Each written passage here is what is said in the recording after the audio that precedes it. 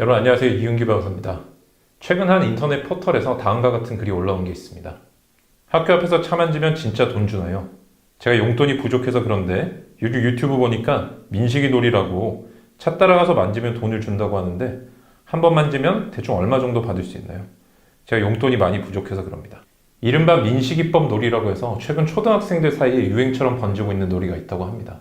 스쿨존 내에서 주행 중인 차에 일부러 아이가 접근을 해서 차를 만진다든지 그런 식으로 하는 놀이인데요. 왜 이런 문제가 생기는지는 미성숙한 아이들 탓으로만 돌리는 거는 문제가 좀 있을 것 같고 우리의 잘못된 그릇된 법인식에서도 좀 기인하는 바가 있다고 생각이 돼서 오늘은 민식이법에 대해서 과연 그게 어떤 내용인지 우리들이 가지고 있는 오해가 과연 맞는지 그런 것들을 한번 점검을 해보고자 합니다. 먼저 민식이법은 작년 9월, 2019년 9월에 충남 아산의 한 스쿨존에서 김민식 군 당시 9살이었습니다. 소년이 교통사고로 안타깝게 목숨을 잃는 그 사건 때문에 생긴 법입니다.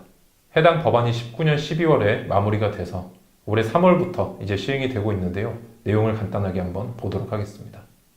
일단 민식이법이라고 하면 어떤 법 전체 내용이 하나 새로 생긴 게 아니라 기존에 존재하던 법에서 원래 교통사고가 일어나면 처벌을 하죠. 근데 그 중에 특히 이 스쿨존에서 사고가 발생했을 때 굉장히 형량을 높이는 그런 법이에요. 그래서 우리가 내용을 한번 보면 원래는 교통사고가 났을 때는 5년 이하의 금고, 여러분들이 금고랑 징역이랑 좀 구별하기 어려우실 수 있는데 감옥 간다고 생각하시면 되고요. 그 다음 2천만 원 이하의 벌금으로 규정이 돼 있었어요. 그런데 이런 민식이법에 해당할 때는 아이가 다쳤을 때는 1년에서 15년 또는 500에서 300만 원의 벌금으로 처해지고요. 그리고 아이가 사망했을 때는 최소 3년에서 30년 또는 무기징역형에 처해지게 됩니다. 여러분들께서 아마 뺑소니라는 거 들어보셨죠? 그 범죄, 뺑소니 범죄를 범했을 때 굉장히 극형에 처해진다는 거 아실 텐데요. 우리 민식이법의 형량과 뺑소니의 형량을 간단하게 제가 비교해서 말씀을 한번 드려볼게요. 뺑소니 같은 경우는 사람이 사망했을 때는 무기징역까지는 동의를 하고요. 다만 민식이법과 달리 최소 5년에서 최대 30년.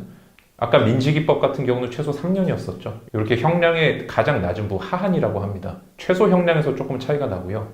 그 다음에 사람이 다쳤을 때 민식이법 같은 경우는 최소 1년에서 최대 15년이었는데 뺑소니 사고 같은 경우는 최소 1년에서 최대 30년입니다. 벌금형 같은 경우는 형량이 동일합니다. 민식이법의 제정 과정부터 현재까지 과연 이 형량이 적정한 것인지에 대해서는 굉장히 많은 논란이 있어 왔고 이번 영상에선 그런 점을 다루고자 하는 것이 아닙니다.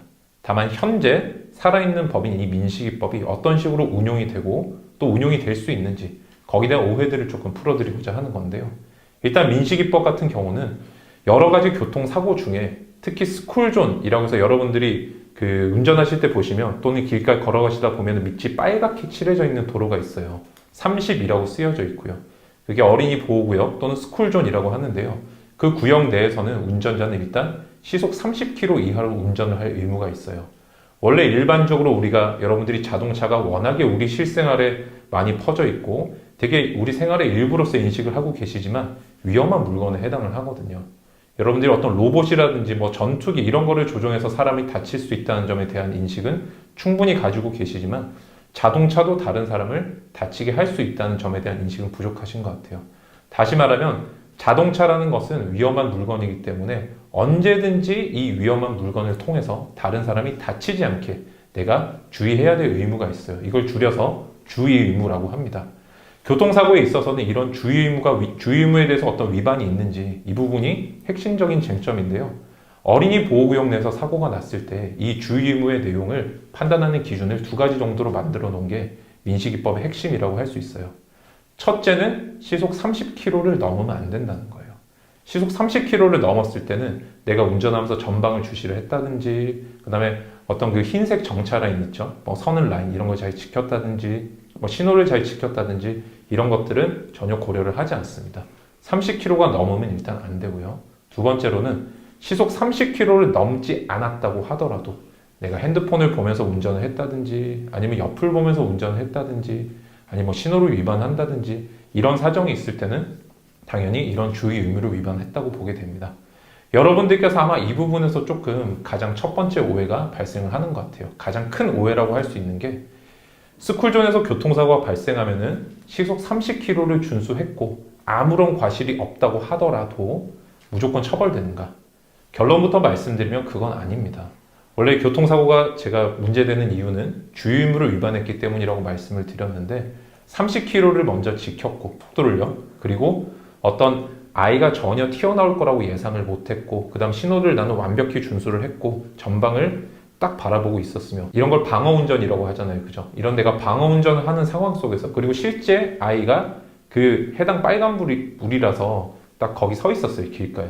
횡단보도를 무단횡단하지 않을 거라는 내가 판단할 때나 다른 사람이 판단할 때 전혀 이 어린애가 튀어나올 거라고 예측을 못하는 상황일 때 이런 경우에까지 내가 어떤 사고가 발생했다고 해서 지금 내가 파란불이 돼서 이렇게 시속 뭐 15km, 10km로 슬슬 주행을 하고 있는데 아이가 돌연 그때 갑자기 정말 튀어나왔다.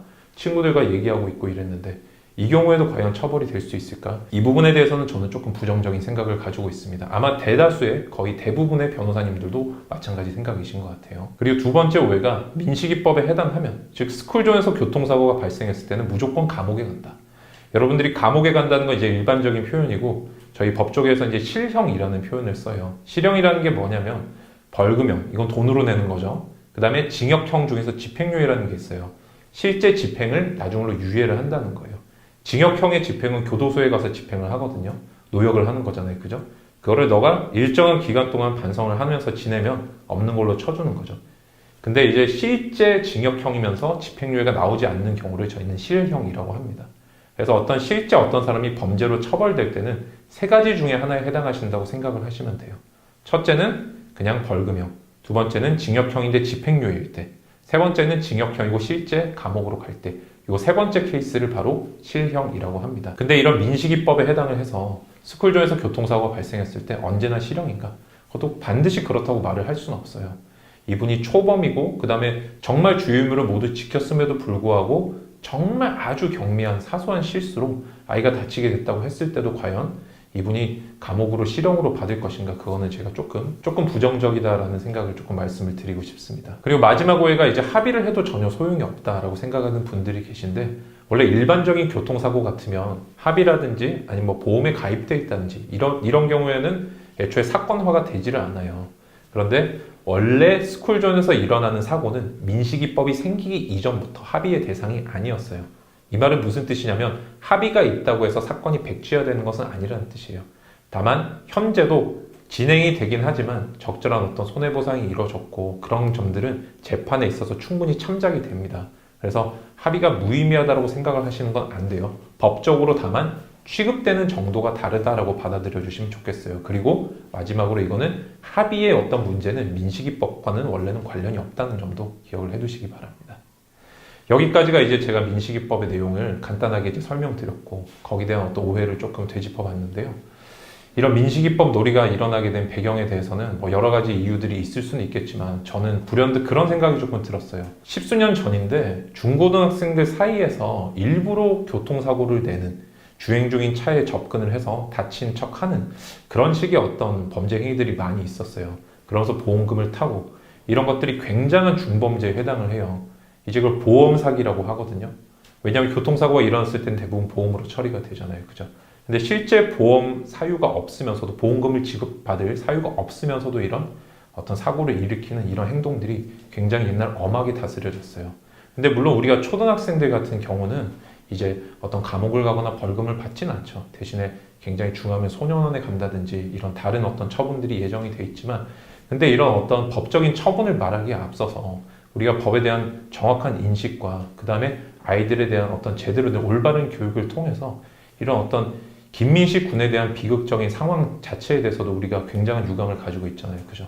근데 후속적으로 어떤 그런 똑같은 사고를 막기 위해 생긴 이 법이 다른 의미로 악용되는 것은 또 지켜보기가 힘들지 않은가. 우리가 여기에 대해서 조금 인식의 전환이라든지 아이들에 대한 적절한 계도가 필요하지 않나, 이런 생각을 조금 해봅니다. 네, 여러분, 이상 이준규 변호사의 알쓸신법이었습니다. 감사합니다.